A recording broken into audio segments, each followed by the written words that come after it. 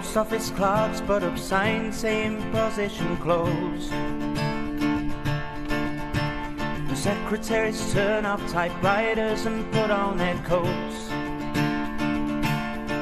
And janitors padlock the gates for security guards to patrol. And bachelors phone up their friends for a drink while the married ones turn on a chat show.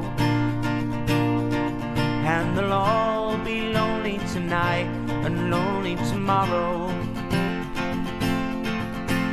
Gentlemen, time please, you know we can't serve anymore. Now the traffic lights change to stop when there's nothing to go. And by 5 o'clock everything's dead, and every third car is a cab. And ignorant people sleep in their beds like the dope white mice in the college lab. And nothing ever happens, nothing happens at all. The needle returns to the start of the song, and we all sing along like before. And we'll all be lonely tonight and lonely tomorrow. Telephone exchanges click while there's nobody there. The Martians could land in the car park and no one would care. And closed-circuit cameras in department stores shoot the same movie every day. And the stars of these films neither died nor get killed, just survive constant action replay. And nothing ever happens, nothing happens at all. The needle returns to the start of the song, and we all sing along like before. And we'll all be lonely tonight and lonely tomorrow.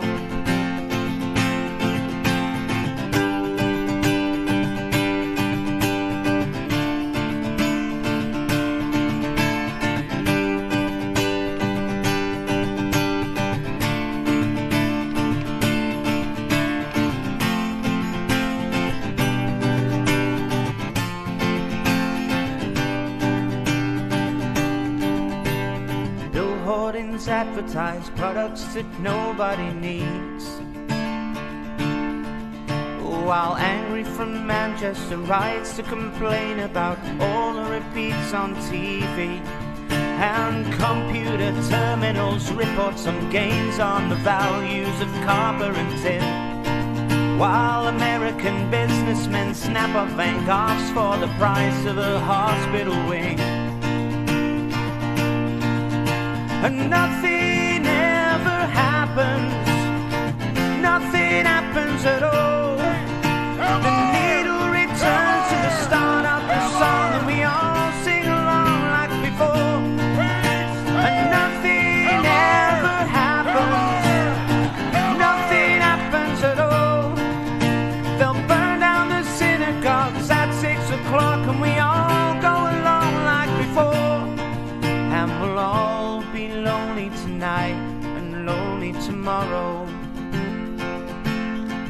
And we'll all be lonely tonight and lonely tomorrow. And we'll all be lonely tonight and lonely tomorrow.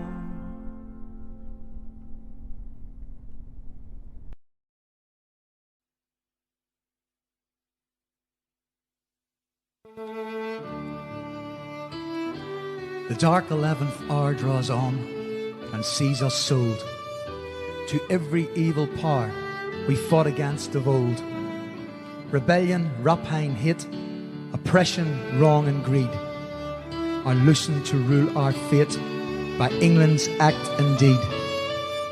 The faith in which we stand, the laws we made and guard, our honour, lives and land are given for reward. To murder done by night, to treason taught by day, to folly, sloth and spite, and we are thrust away. The blood our fathers spilt, our love, our toils, our pains, are counted us for guilt and only bind our chains. Before an empire's eyes, the traitor claims his price. What need of further lies? We are the sacrifice. We ask no more than leave to reap where we had sown, through good and ill to cleave to our own flag and throne. Now England's shot and steel beneath that flag must show how loyal hearts should kneel to England's oldest foe. We know the war's prepared on every peaceful home. We know the hell's declared for such as served not Rome. The terror, threats and dread in market, hearth and field. We know when all is said, we perish if we yield. Believe we dare not boast. Believe we do not fear. We stand to pay the cost in all that men hold dear. What answer from the north? One law, one land, one throne. If England drives us forth, we shall not fall alone.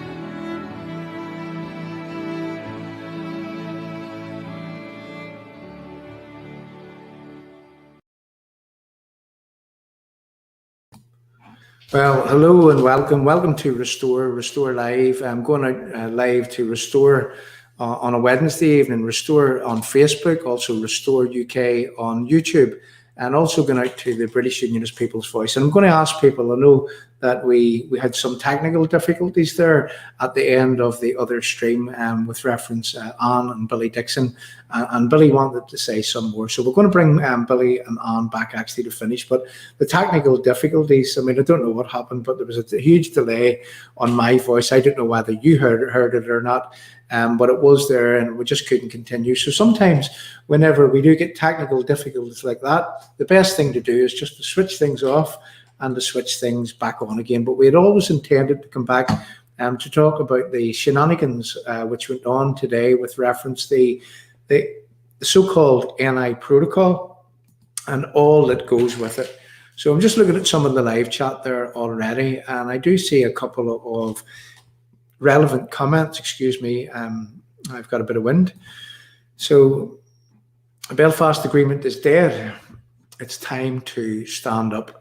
Well, I believe that is exactly right. And you know, I'm going to talk about that, and I'm going to talk about what it is that I've seen, what it is that others have seen, what it is that legal opinion is, and what it is that actual logic dictates. Now, what we heard by way of a ruling today, it wasn't much of a ruling.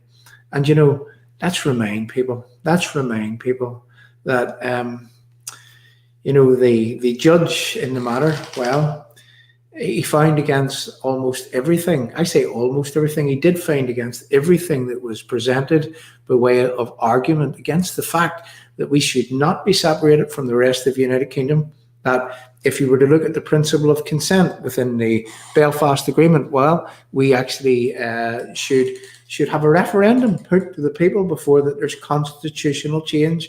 And right now there's a constitutional changing protocol which is in place, which has been in place since January of this year. Excuse me whilst I take a drink. Since the start of January this year, the protocol has been in place, and almost 7 months on, and there hasn't been a meaningful proactive protest against this protocol. The only protest that has been made in a meaningful proactive way is the fact that some people had the foresight to actually take judicial reviews, and there were two judicial reviews. And in one judicial review, there was Jim Allister, there was Kate Hoey, and there was Ben Habib. And whenever you hear the mainstream media talk about Arlene Foster is in the case and David Trimble is in the case, let's just remind people that Arlene Foster is part and parcel of why we find ourselves in this unpalatable situation that we find ourselves in. Let's just remind people that Arlene Foster and Nigel Dodds, well, they agreed to divergence between Northern Ireland and the rest of the United Kingdom. They agreed that with Theresa May. And in fact, Nigel Dodds, what did he win?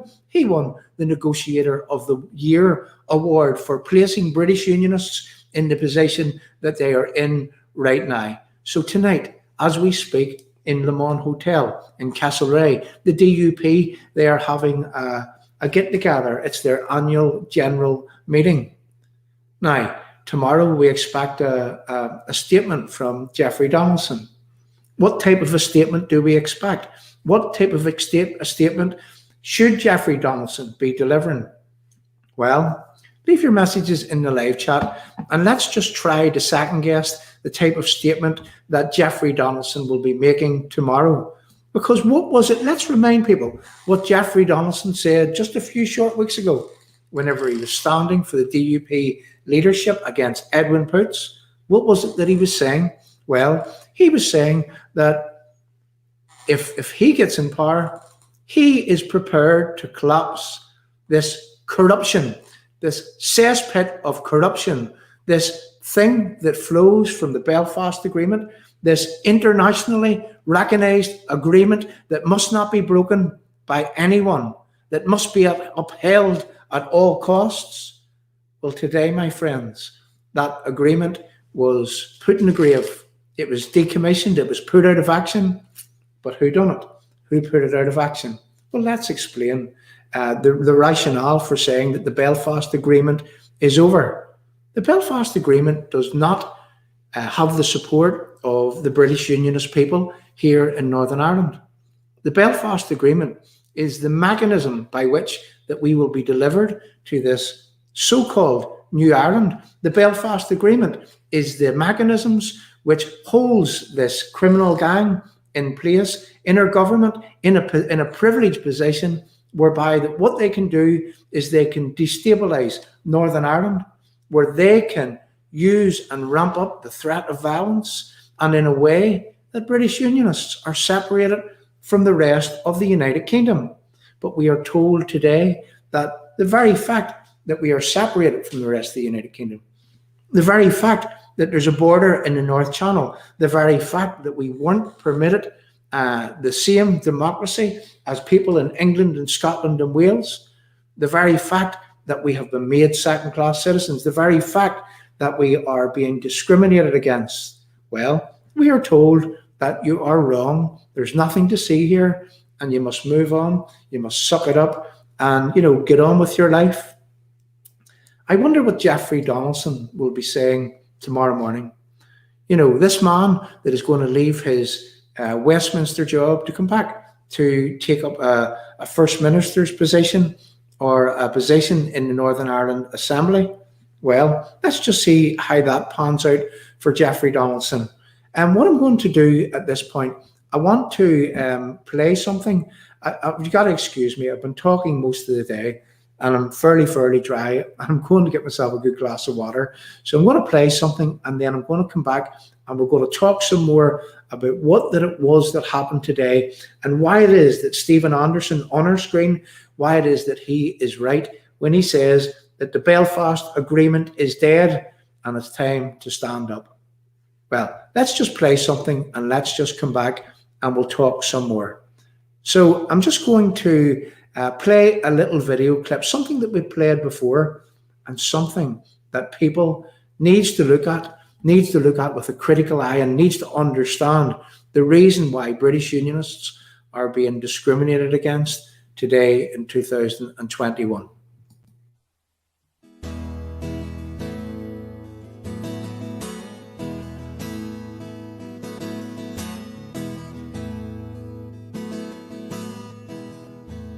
They say the skies of Lebanon are burning, those mighty cedars bleed in the heat. They're showing pictures on the television, women, children dying in the street. And we're still at it in our own place, still trying to reach the future through the past. Still trying to carve tomorrow from a tombstone, but hey, don't listen to me, 'cause This wasn't meant to be no sad song. I've heard too much of them before. Right now I only wanna be here with you until the morning dew comes falling. Yeah. I wanna take you to the island, trace your footprints in the sand, and in the evening when the sun goes down, we'll make love to the sound of the ocean.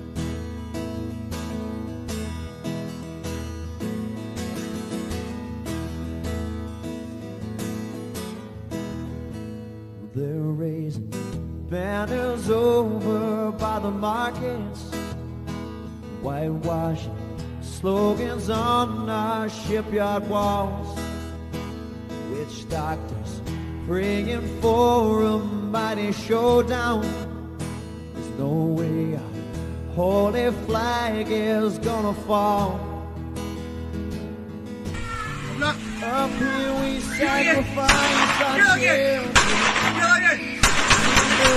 warn our dreams of yesterday, and teach them dying will lead us into glory. But hey, don't listen to me, this wasn't meant to be no sad song. I've sung too much of them before. Right now I only wanna be here with you until the morning dew comes falling. I wanna take you to the island, trace your footprints in the sand, and in the evening when the sun goes down, we'll make love to the sound of the ocean. I wanna take you to the island, trace your footprints in the sand, and in the evening when the sun goes down, we'll make love to the sound of the ocean.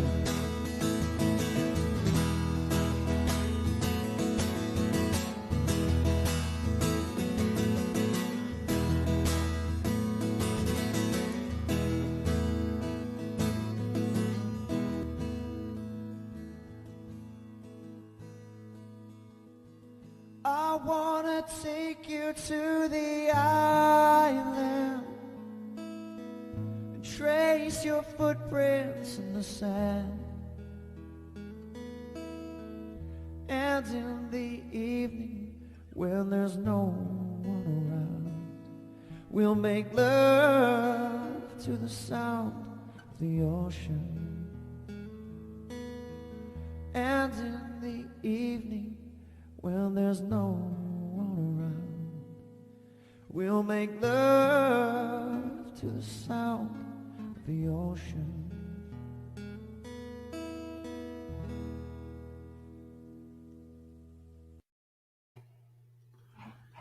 So there we go.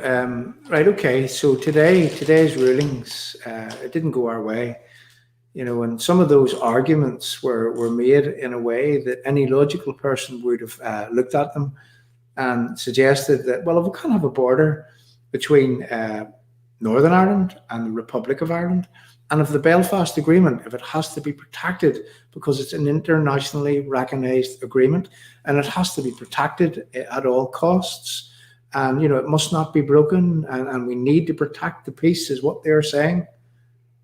Well, then why do we have a border in the North Channel? And why is that not constitutional change? And let me just lay out a short argument here. And this is an argument for the Belfast Agreement has been absolutely demolished as a result of what took place today. Yet we are being told that the principle of consent, as outlined in the Belfast Agreement, well, it's only for, constitutional change in terms of a border poll and things like that. But it's not. It doesn't really come into effect. I mean, what were we told from the start of the peace process? I mean, I read from a document just a few weeks ago on this channel, which outlined that right from the Downing Street Declaration, which would have been December of 2012, and in that Downing Street Declaration, it talked about the principle of consent.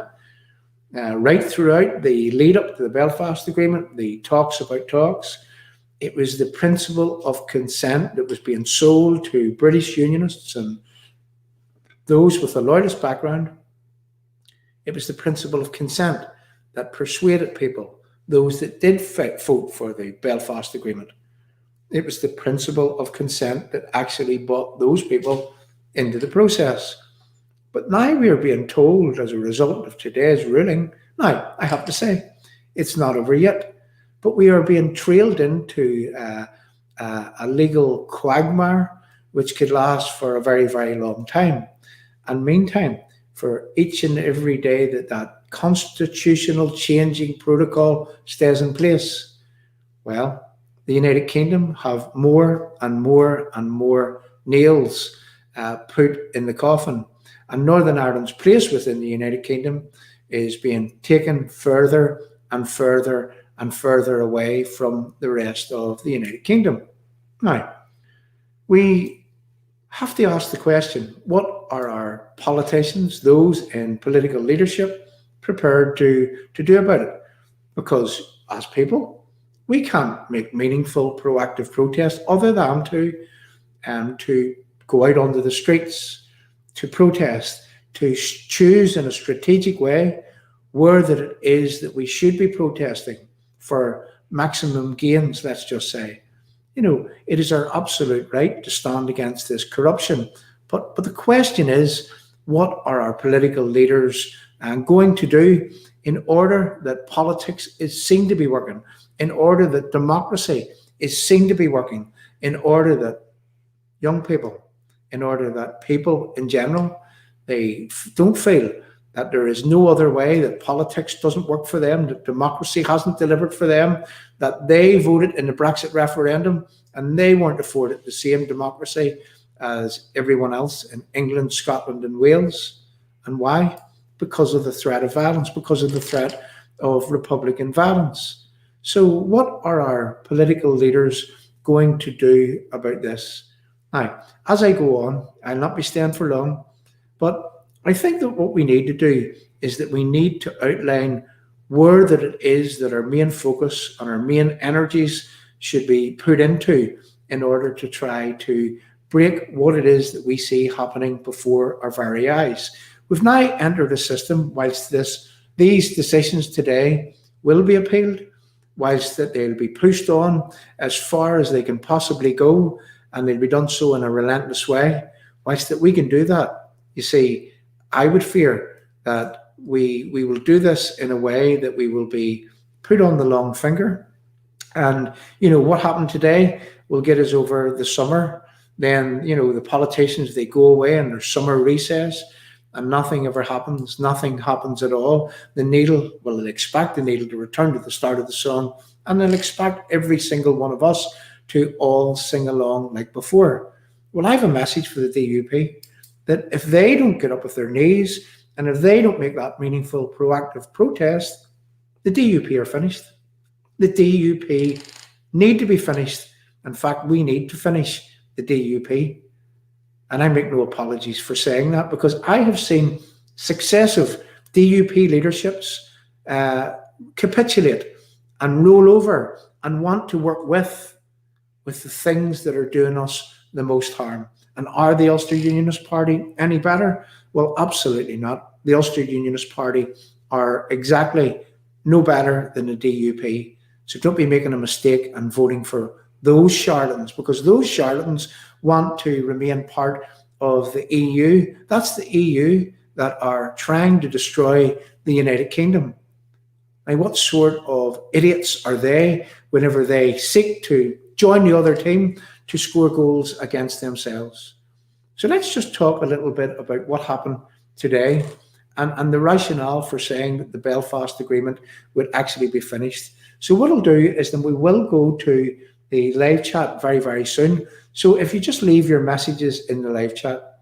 So as part of the judge's opinion, one of the arguments were that the Act of the Union 1800, which came into being in January of 1801, one of the thrusts of the arguments, the cases against the government, was that that Act of the Union provides for trade between England, Scotland and Wales and Northern Ireland. And that is a cornerstone of the United Kingdom. And in the Article 6, it states that there should be no bounties or tariffs. And essentially what that means also is that there should be unfettered access for trade from England, Scotland and Wales to Northern Ireland and back the other way. Now, right now, we are told by this judge that the government have impliedly repealed the Article 6 or the Act of the Union, which means to say that the cornerstone of the Union, the United Kingdom, has been removed. Now just think about that. Now, if a government could enter into an agreement with someone else for anything in the future, that means to say, and let's just put it this way, let's say that the Labour government, they get elected the next time. And the law works in precedent. So let's say that the Labour government get elected the next time and they decide that what we're going to do is that we're not going to allow anybody to speak out against politicians ever again. You're not allowed to question what politicians do. Can they impliedly repeal that by entering into an agreement with, say, the EU? I mean, this is exactly what that judge's ruling meant today, that right now we have people who would get elected into the parliament. They could enter into an agreement with America, the EU, globalists, whoever. And because they've entered into this agreement, it supersedes everything that was written before. But you know, democracy doesn't work like that. Stability within society can never be permitted to work in that way. And that's how serious this is. That's what that judge actually just delivered opinion on today. And let me just also say this, is that the Act of the Union, if that is impliedly repealed, let me explain what impliedly repealed means, is that the EU withdrawal agreement, which brought into being the protocol, the Northern Ireland Protocol, well, because that was a new agreement, what they are saying is that by implication, repeals the earlier Act of the Union. In other words, that makes that void. So therefore, that any new act that is brought in can impliedly repeal something before. But here's the crux of this, and this is a serious implication for what it is that we see unfolding before our very eyes, is that the Belfast Agreement, it relies on the Act of the Union to actually be in place. Now, what do I mean? Well, that the Act of the Union would have stated that there should be no bounties or tariffs for any part of the United Kingdom, that there should be unfettered access around the United Kingdom. And the Belfast Agreement, well, it stated, and it states quite explicitly, that there should be no constitutional change without a referendum being put to the people. Now, if that we are removed from the UK internal market, the way that it is that we are being removed, and make no mistake, we are being removed from the UK internal market incrementally. But if we are removed from that internal market, if we can't get goods and services from the rest of the United Kingdom, if as a result we are also half in the EU and half in the United Kingdom. Well, people, that simply is constitutional change. That's what that is. And here we find ourselves right now, having had constitutional change thrust upon us, and yet the judge today, he said, well, there's nothing to see here. There isn't any problem. The sovereign government can make these decisions. They can impliedly repeal what it is that is necessary to provide for trade right around the United Kingdom. And that can't be right. In fact, I'm going to say and state this quite simply, that is corruption to the highest degree. Now, it'll be very, very interesting to see what it is that our own politicians they say about this. Not only what they say about this, but what it is that they're going to do about this. So where should our anger be placed right now? Well, we can't place it at the EU, whilst that we don't want to be part of the EU, whilst we voted to be out of the EU, whilst we voted in the referendum and 17.4 plus million people voted to leave the EU, and we are not afforded democracy in the same way as England, Scotland and Wales. To me, they are not where the main thrust of our anger should be right now. Ireland, the Irish Republic, well, they ramped up the threat of violence. Leo Varadkar, with his bombed out pictures of Killeen border post, ramping up the fact that if there was a border placed between Northern Ireland and the Irish Republic, well then there would be Republican violence. And this played a huge part in Boris Johnson's decision to ensure that we would have a border placed between Northern Ireland and the United Kingdom, against the principle of consent, against what is there in this internationally recognized agreement that can't be broken under any circumstances. People, the very fact that there's a border in the North Channel has torn in tatters that Belfast Agreement. The very fact that a judge would have ruled today and suggested that nothing has happened in terms of the principle of consent. There's no, there's no controversy over the principle of consent versus the Irish Sea border, and yet the people didn't agree with this. The very fact that that has happened actually means that the principle of consent contained within the Belfast Agreement, it doesn't actually work when it is meant to work for British Unionists in Northern Ireland. So therefore, by extension, if that Belfast Agreement doesn't work for British Unionists here in Northern Ireland, the Belfast Agreement is over. And any self-respecting British Unionist politician should actually be saying and stating very, very clearly that the Belfast Agreement is over, that they won't be working within anything that flows from the Belfast Agreement, and that would include North-South bodies, that would include any talking or negotiating with the Irish government or any talks with even the EU. Until what? Until when British Unionist people in Northern Ireland are returned to being first-class citizens, until they're not discriminated against, until that they're not treated like fools, until that we have our democracy replaced in the same way as everyone else actually has.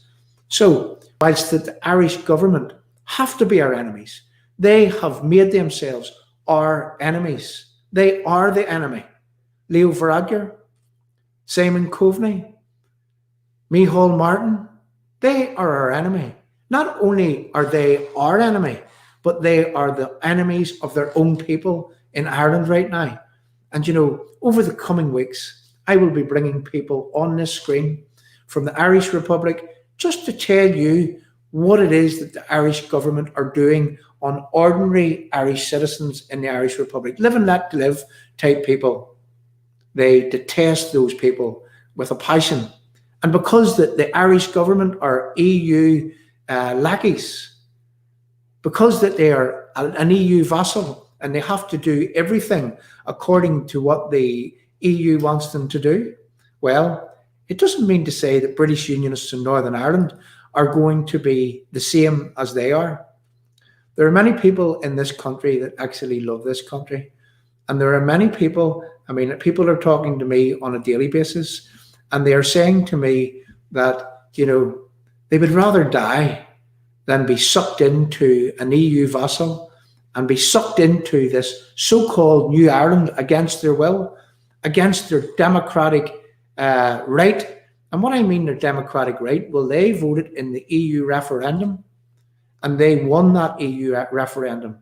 And we are being swindled in a way that we are forced to take part in this so-called New Ireland. So whilst the Irish government are our enemies, and you make no mistake, they are our enemies, and that's even before that we would get anywhere near this so-called New Ireland. Well, we need to make it clear that they are our enemies, and we'll be having none of what it is that they're trying to force down the throats of British Unionist people here in Northern Ireland. So there's a lot of contemplating to be done over the coming days and the coming weeks. Who else is and are our enemies? Well, that remains to be seen. Will our British Unionist politicians actually begin standing up tomorrow? There's a DUP conference on this evening, as I said, their annual general meeting.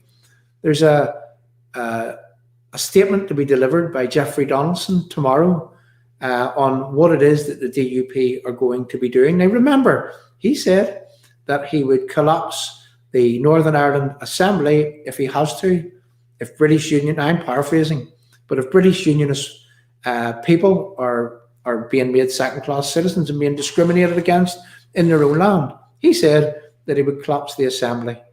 Now, if Jeffrey Donaldson and the leadership of the DUP don't actually make the only meaningful proactive protest that can be made against this injustice, well then we need to make a meaningful proactive protest against them. I envisage people protesting outside DUP offices. I envisage people holding these people to account in such a way that they realise that to stand up for the people or to stand up for what it is that's being thrust upon us, well, I'm going to say something. They need to choose this day whom they will serve. Are they going to serve the people? Are they going to stand by the people whenever the people really need them to make a meaningful proactive protest? Or are they going to turn their backs and in a way that would not only destroy Northern Ireland's place within the United Kingdom, but by extension, it'll destroy the entire United Kingdom? So again, how many times do we give these people a chance? Why is it that we are in the position that we're in right now? Well, this is because of the unwillingness of successive unionist leaderships, our politicians, the party political machines. This is because of them and their unwillingness to actually stand up at a time when they need to stand up, and to stand up in a meaningful, proactive way. All they seem to do is to protect their own career, to protect what it is that they can get out of the system. And once we elected them in 2019, what did they do? They kicked away the letter with no concern for us, with no concern for the British Unionist people. So people, we wait to see what the DUP are going to do tomorrow, because a lot of people are very, very angry, and a lot of people aren't going to take this from their unionist politicians anymore. So we'll have only a few days to go to see which way that this is actually going to pan out. Now, I would expect Jeffrey Donaldson, I would expect Doug Beattie to say, well, we need to watch and wait and see about the appeals, and we need to wait for people to, as Edwin Poots would have said, for gains and wins to come on the protocol. The protocol has to go. The protocol, look, what part of we are being removed from the United Kingdom does people not understand? Because this is exactly what is happening. And all their fine words doesn't actually take back the fact that we have been separated from the United Kingdom, that this constitutional changing protocol still remains, that the British government are prepared to let it remain, that our British unionist politicians here in Northern Ireland, those in leadership, are prepared to work within it, that they're prepared to visit the north-south bodies, that they're prepared to talk to the Irish government, that they're prepared to negotiate with the EU. What part of Northern Ireland has been taken away from the United Kingdom do these people not understand?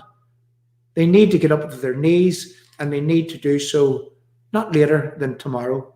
Because if they don't, we then need to get up off our knees, and we need to fight with these people in any way, nothing off the table, any way that we possibly can.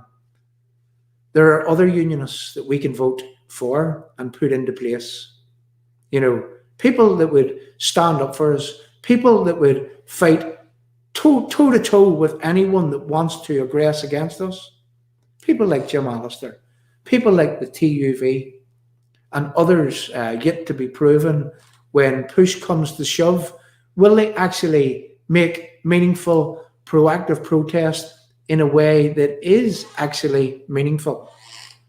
People, this is a sad, sad day for British unionism. You know, talking to a lot of people, talking to legal people, people that were giving legal opinion, you know, talking to solicitors and getting the legal opinion from people that were actually taking this case.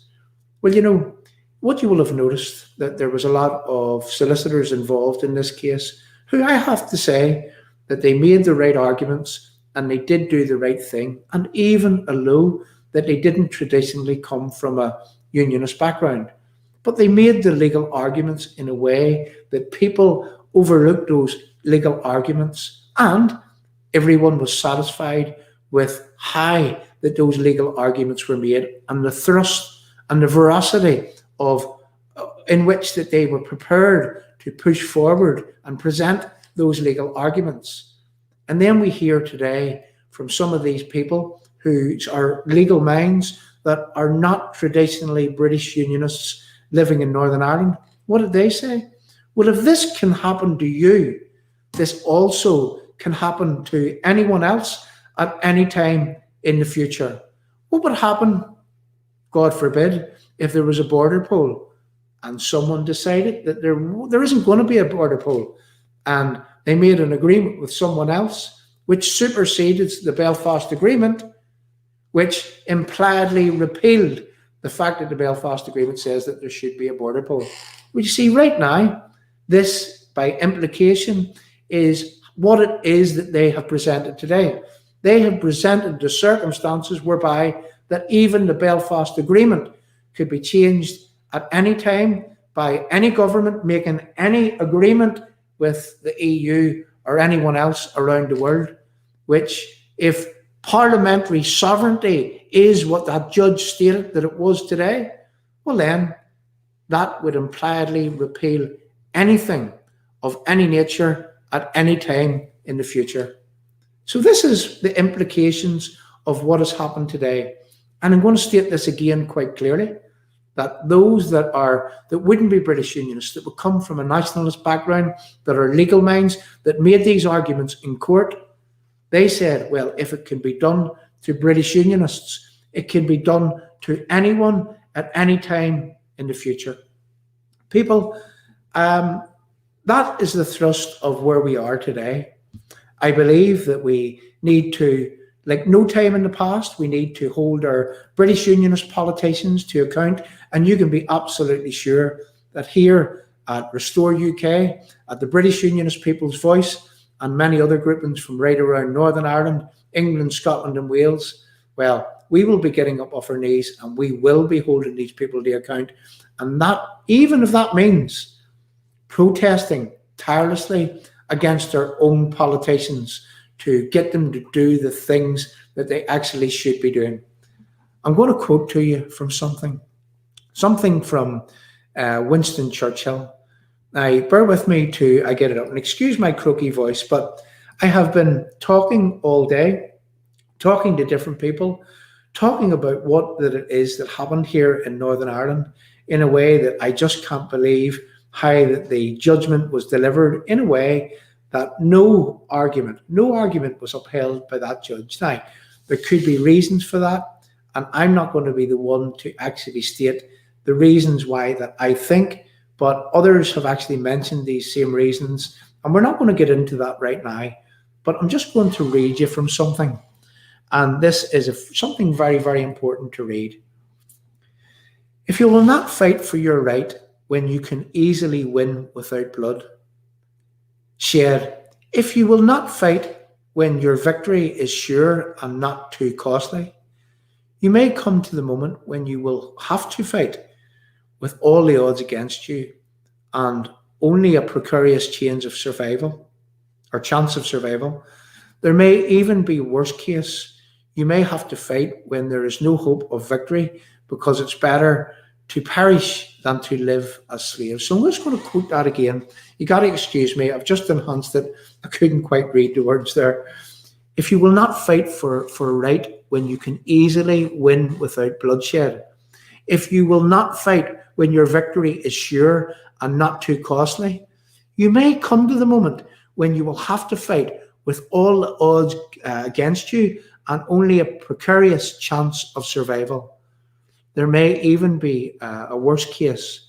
You may have to fight when there is no hope of victory, because it is better to perish than to live as slaves. My people, they are very, very true words that are meant for British unionism today. And it was put to me in this way, and by a pastor from Dublin, when he was on our channel, whenever I was myself and others were actually interviewing this man about what it is that he does in Dublin, and also what it is that's going on in and around Ireland. Now, I'm just going to take that down, and then I'm going to quote that man, if you just bear with me for a second.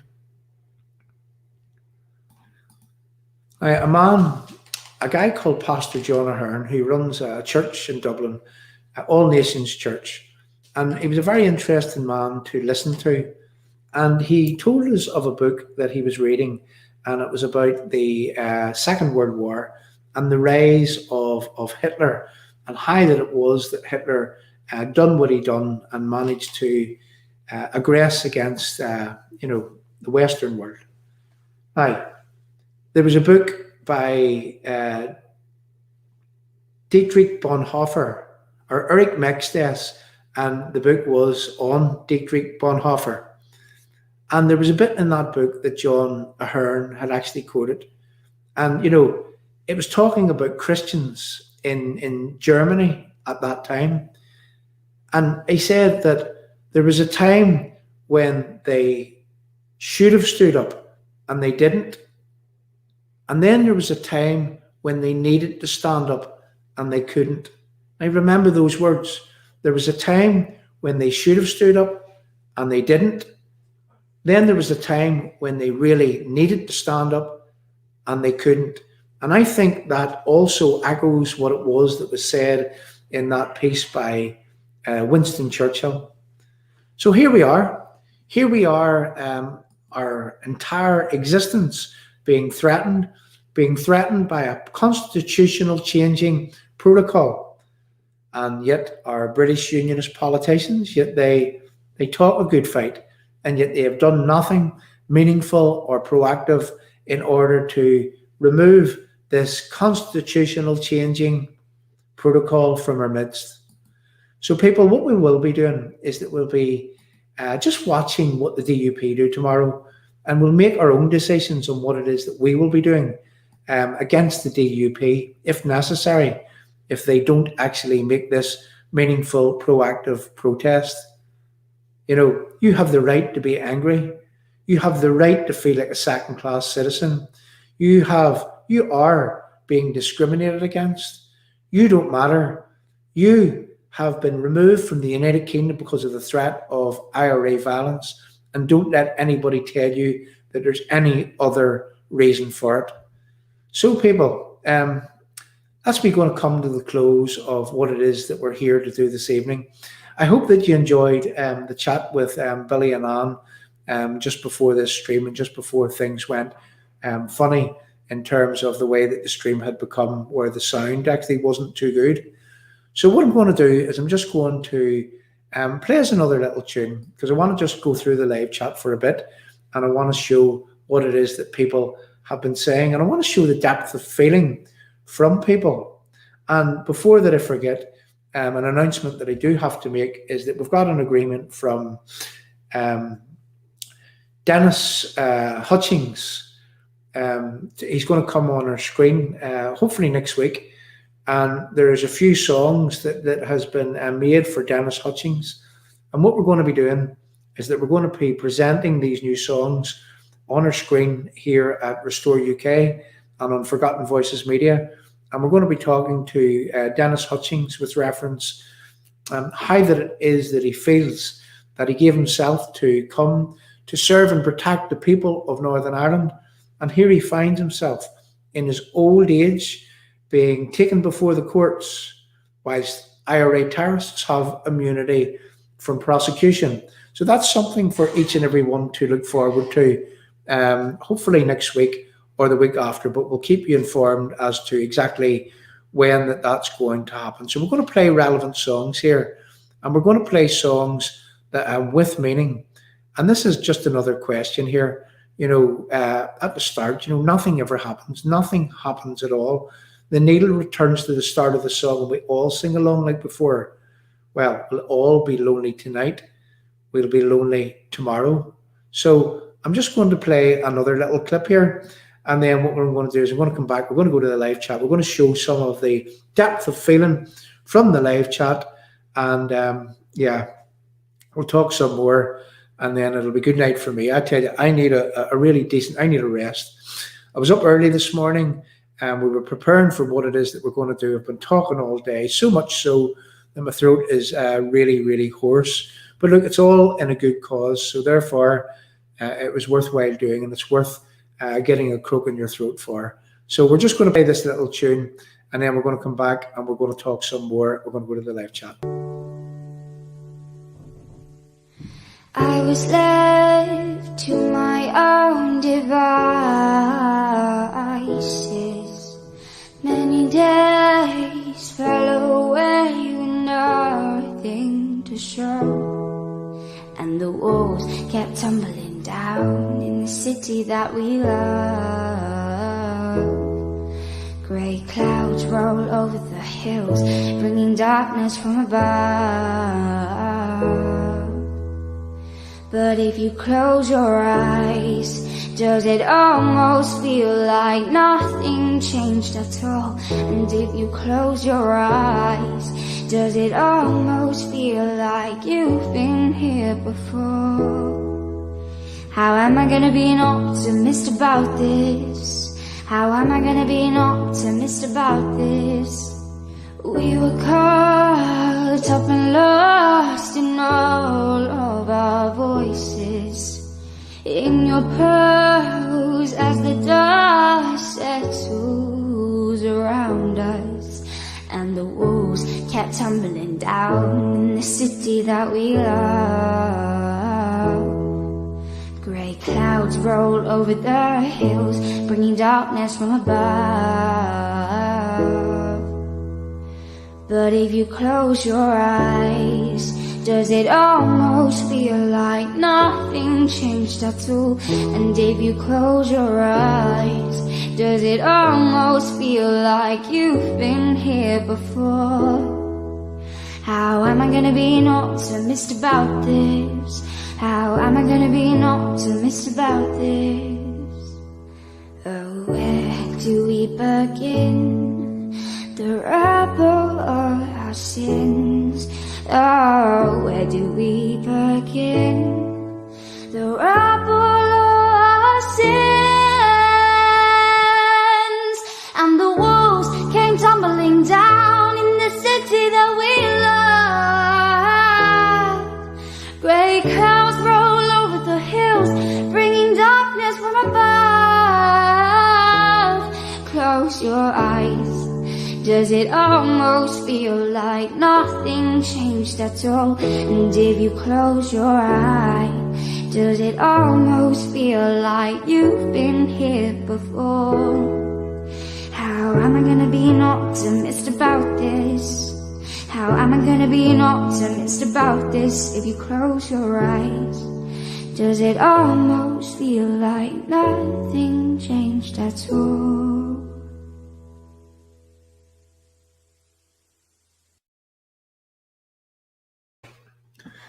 So there we go, people. Just popped up a link on the screen there. And again, you know, and look, I'm not asking the people that is already put in, because there's some people that are putting more money into this, you know, regularly, and I don't want to do that. But if you're new to your screen, if you're coming along and you watch your screen, if you think that you can help our work here by clicking on that link and, you know, popping in £1, £2, £5, £10, £20, whatever it is that you can afford, if you do that, well, that will help with the work that we have to do, that the work we will be doing. And, you know, I'm saying this and I'm stating this very, very clearly, that if we have to protest against the DUP outside their offices, well, then that's where our protest will actually be. And watch this space. If they don't make a meaningful, proactive protest, we will make a meaningful, proactive protest against them. And that you can be absolutely assured of. So what I'm going to do at this stage is I'm just going to go to the live chat. Here we go. There's Billy Mitchell, and I'm just going to pop this up straight off. Excellent overview tonight, John. The ball in the first instance is with the DUP, the UUP and the DUP. Are they going to say or waffle about further engagement and dialogue with Boris and co? Sorry, the time for talking is over. Look, well said, Billy Mitchell, well said, because that is exactly how things are, is that the time for talking is over. The time for meaningful, proactive protest is up to the DUP and up to the UUP to you know, to do what it is that you need to do in order to save Northern Ireland. Collapse their you know, this precious Northern Ireland Assembly, walk away from it, suspend it, say that it will be no more until our people are treated like first-class citizens and our people are returned to being first-class citizens. That's what they need to do. And if they don't do that, well, then we need to take it up with them in the way that it should be taken up with them. So, yeah, look, Stephen, I know you will. You'll bring the numbers to their offices for sure, and I know that you will. So watch this space, Stephen. This may be coming to a DUP office very, very soon. Very soon. Yeah, I mentioned, here we go. I mentioned restoring your boycott of EU Irish goods. No one is aware of it. Look, again, we will have, we'll have banners actually printed here within a few days. They'll be getting passed out around the country, and those banners will begin up. In fact, I'm already aware that those banners are going to be used in different places to make meaningful, proactive protest against this unfair judgment today, against the fact that British Unionists are being made second-class citizens in our own land. So again, I'm just going to go up the live chat. Again, absolutely, Bob. All North-South business should be stopped with immediate effect, And I want to hear Jeffrey Donaldson saying that tomorrow. And if I don't hear that, well, Jeffrey Donaldson will have just made himself my enemy. And I'm sure that there's many people just like me that are sick, sore, and tired of these weak-willed charlatans not doing what it is that we elected them to do. Don't get me started on the UUP. Yeah, absolutely, Jean. Time for our representatives to earn the money they have fleeced from all our voters. I'm just going to go up the live chat a bit. I put things, yep, absolutely. I just have to quote this. Yeah, absolutely, Jackie. Jackie, thank you very much for all that you've done for us. And that's over a period of months. And I mean that sincerely. You know, I take my hat off to you. I really, really do. And I mean that from the bottom of my heart. Right, okay, yes, and I'm just looking down here. There's something, I'm just looking through the live chat here a bit. Look, we'll be finishing very, very soon. We're aware that people, they don't like to stay on these things too long. I'm just going up, I'm looking for stuff that we can actually place on our live chat. I haven't watched the full show. Can you talk about the lesser spotted case? All right, Eleanor. Right, okay, the lesser spotted case. Let me just explain to you that there was a case that was actually, that was lodged with the court before the Jim Allister, the Ben O'Beebe and the Kate Hoey case was actually put in place. Now, the mainstream media don't actually talk about this lesser spotted case, but the lesser spotted case was in court today alongside Jim Allister, Kate Hoey and Ben Habib, not as a case with them, but as a standalone case being heard at the same time. So what the judge did was he deliberated on both cases and he found against all arguments in his summing up of the entire thing. So, I mean, that is what the lesser spotted case, but what I can tell you is that the lesser spotted case, right now, they're moving towards an appeal, and the information on that will be coming out very, very soon. And as I said just the other day, is that there was nothing that would satisfy the lesser spotted case other than for the protocol to be absolutely gone. And I'm going to say this, is that I know Jim Allister, and Jim Allister would be exactly the same in terms of, you have to listen to Jim Allister. What he would have said outside the court today is that he wasn't happy about the way that things went. Now, one of the things about that case that I couldn't align myself to and with was there were people like Arlene Foster and people like Steve Aiken who joined with that case, and even David Trimble. And these were the people that probably caused the problems that has us in the place where we are today. So you can't actually be part and parcel of putting something in place, be part and parcel of agreeing with things, and then all of a sudden you're taking a court case against it. Well, I would say that was only window dressing for those that would be tagging on to that case. So in that other case, the only people worth mentioning would be Jim Allister, Ben Habib, and Kate Hoey. So again, watch this space for the outcomes of where next in terms of legal. But I'm just going to say, and I did say this at the start of this, is that we are being placed into a legal quagmire. And I'm just going to say that you'll be arguing and arguing and arguing and arguing. And, it'll cost a lot of money. And this is where these things goes. And we can see that, even the most, logical arguments against the things that should be argued against, well, some judges think that they're not worthy. They're not worthy. And obviously, we had that judgment today that there was nothing which was upheld in terms of the arguments that was being made against the protocol. Now, a child can see that British Unionists are now not part of the United Kingdom. A child can see that the principle of consent, which was promised within the Belfast Agreement, which offered people a referendum on constitutional change, should there ever be, well, a child can see that Belfast Agreement, when it's needed, it's now not working for British Unionists. So, therefore, in British Unionist eyes, whether that be the ordinary people or whether that be those in political leadership, as I see it, no self-respecting British Unionists in Northern Ireland, whether they be in political leadership or whether they be ordinary people, could actually work or have anything to do with anything that flows from the Belfast Agreement, whilst it doesn't work for British Unionists here in Northern Ireland. So I hope that explains things a wee bit for you, Eleanor. So again, I'm just going to thank you, John. God bless. It would be great to see Dennis. Yeah, I'm looking forward to talking. I was actually to interview Dennis outside the court here in Belfast, but then COVID hit, so therefore we didn't get to do it. So fair play to him. He's just agreed the other evening. In fact, Bob Campbell was the man that was instrumental in making that happen, because he tagged me in a post, and through that, one thing led to the next, and we ended up talking to Dennis, and Dennis has actually agreed to come on here. So again, Bob, hats off to you for putting me or tagging me onto that post. We need to tell our lads in the services to come home and stop fighting for England. We may need them soon enough. I would rather die fighting than live on my knees. Thank you, John. Let's keep the faith, no surrender.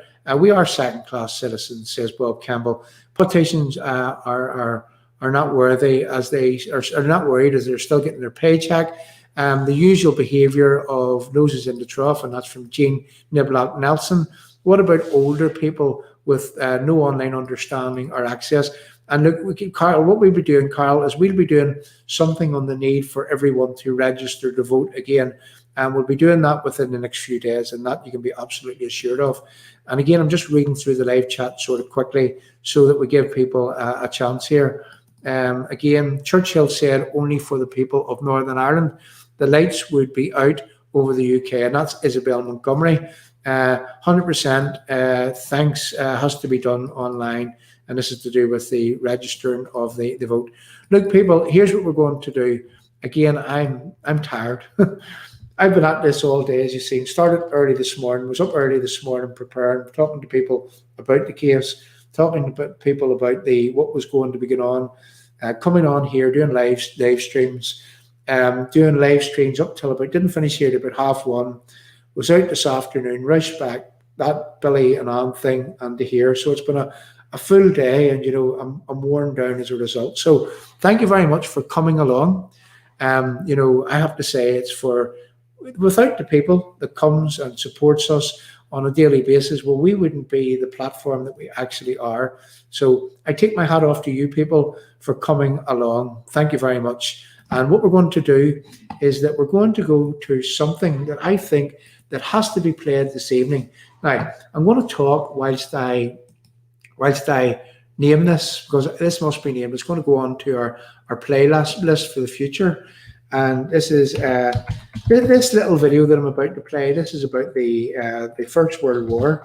And given that tomorrow is the 1st of July, and right across the United Kingdom, here in Northern Ireland, what we do is that we remember those that went and fought and died in the First World War.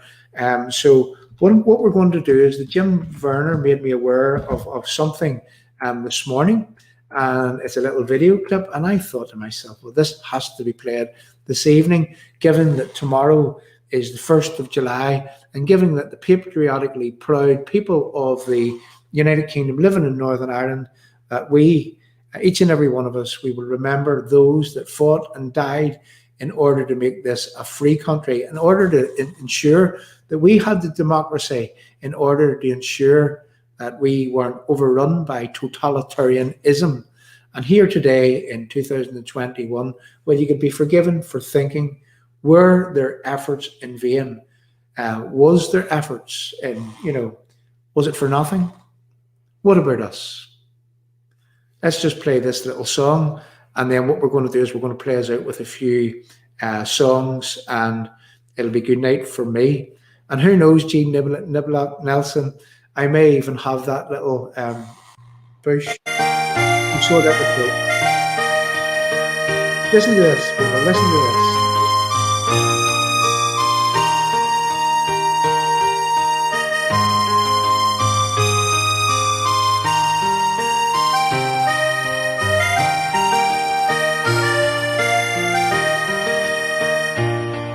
I don't know if you'll ever read this letter, but I'm writing anyway to let you know.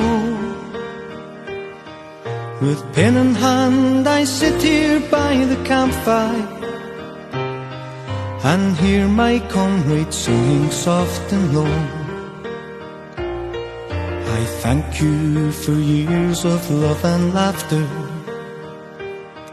for constancy to me through joy and pain.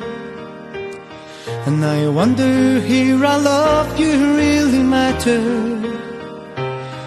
I may never see your lovely face again, and I'm yearning for the miss of Dalriada, and I miss the Lagan river flowing slow. And I hungered for your love, dear, 'cause when the morning comes, dear, a bugle call, my darling, I must go. Well, it seems a million miles from Belfast City, from home and fire and children growing tall.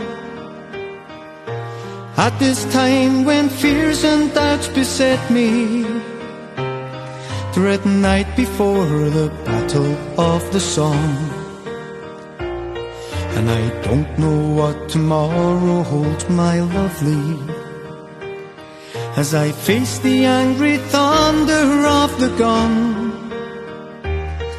when wailing banshee shells explode above me, and the valiant men of Ulster give their blood. And I'm yearning for the miss of Dalriada,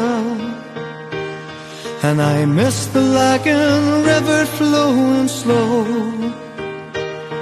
and I hunger for your love, dear, 'cause when the morning comes, dear, a bugle call, my darling, I must go. The air is full of fearful expectation, this Gethsemane of waiting's hard to bear, but memories of you bring consolation. Well, a shiny rose amid the tangled wire, and I need to tell you that I really love you. Well, I know I haven't said it for so long. My heart will hold the fragrance of your love, dear, tomorrow at the battle of the song. And I'm yearning for the miss of Dalriada, and I miss the Lagan River flowing slow, and I hunger for your love, dear, 'cause when the morning comes, dear, a bugle call, my darling, I must go.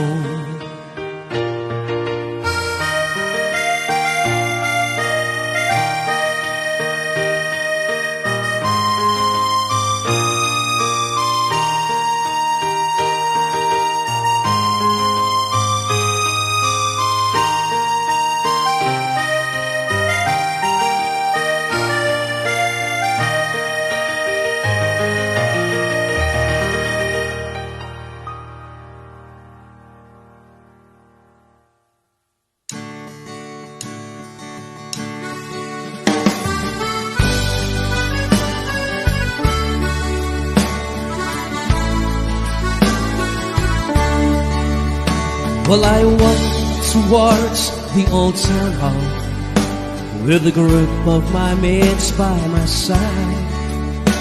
Well, to join up the Ulster division. Well, they knew I was young, but I lied. But arriving in Europe, well, it hit me the reality of what I would do. I would clamor all the trench letter when the captain his whistle he blew.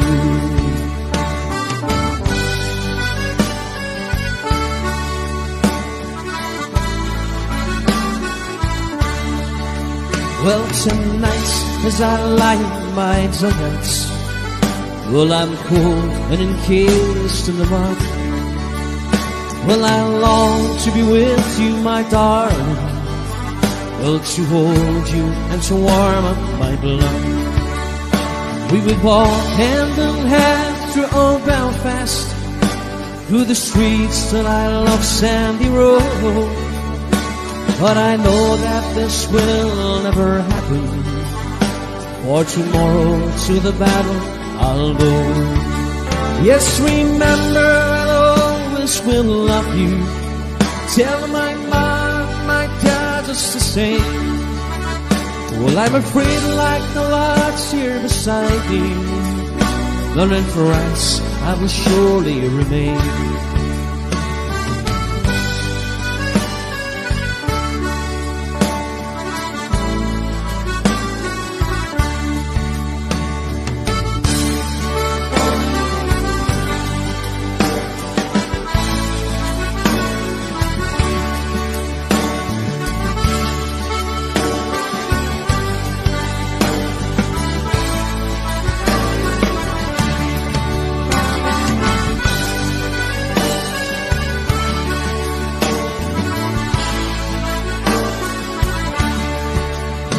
Well, I'll fight and I'll die for old Ulster, for the England and the red, white and blue. Don't disturb me, lads, I am writing to my girl back in Belfast, so true. Well, she broke her wee heart when I left her. Well, my Ulster, I'll do this for you. So I bid you good night now, my darling, for it's dark and I can't seem to write. Yes, remember the Ulster Division, for the Ulster will always be right. Yes, remember the Ulster Division, oh, the Ulster will always be right.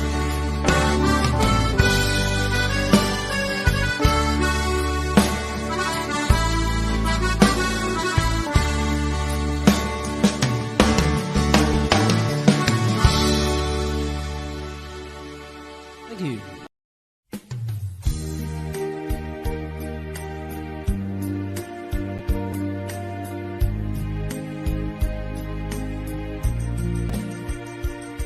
Just across the Irish Sea stirs a heart of loyalty, raising honor and indignity, drives a will to keep us British free. Not alone are we on this journey, for in a land just across the sea is a hand that reaches out in friendship, and a bond that's lasted centuries. And its hands across the water, reaching out for you and me, for Queen Ulster and for Scotland, help to keep our loyal people free.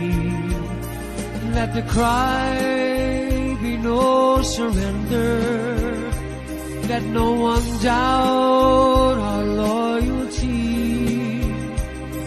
reaching out to the brave red hand of Ulster is the hand across the sea.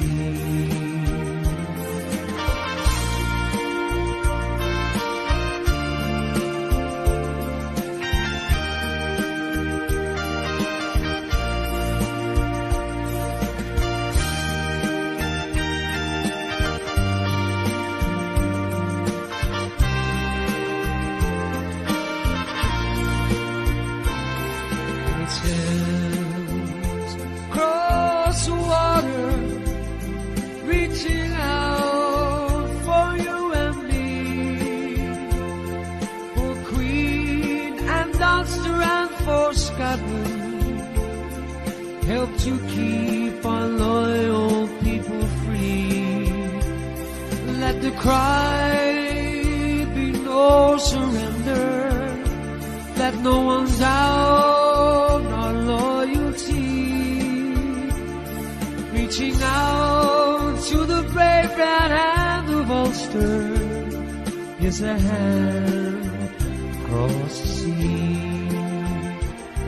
Just across the Irish Sea stirs a heart of loyalty, raising honor and dignity, drive the will to keep us British free. Not alone, we on this journey, or in a land just across the sea.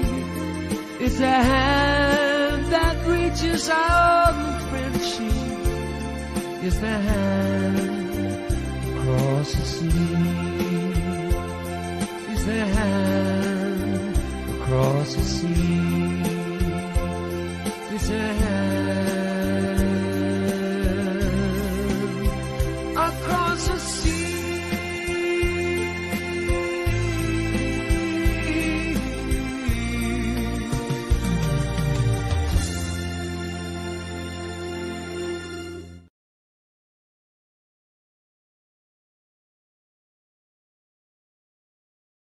We didn't join Europe to be swallowed up in some bureaucratic conglomerate where it's Euro this and Euro that, and forget about being British. We're British, and we're proud of it.